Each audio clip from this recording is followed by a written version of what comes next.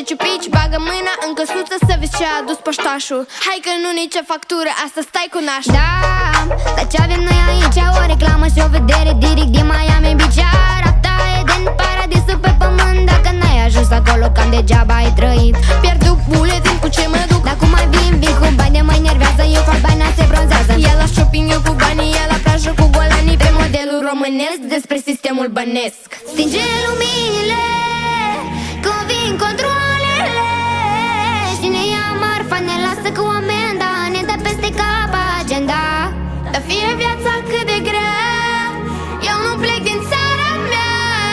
Lăsați-mă în pace, eu nu plec de aici, nici pentru Miami Beach.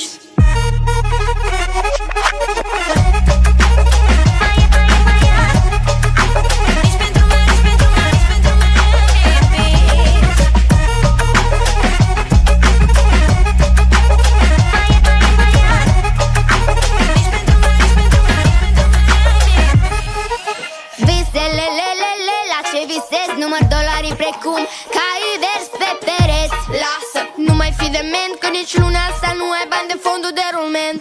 1, 2, 3, au plecat toți băieții după bani grei. Băiețași de oraș care nu mai au loc la ei în bloc, care nu mai au loc la ei în bloc. Și 1 și 2, las că vine înapoi. Fie pâinea cât de rea, tot mai bine în țara ta. Fie iarba cât de verde, în curte la vecin. Tot mai bine e acasă decât printre străini.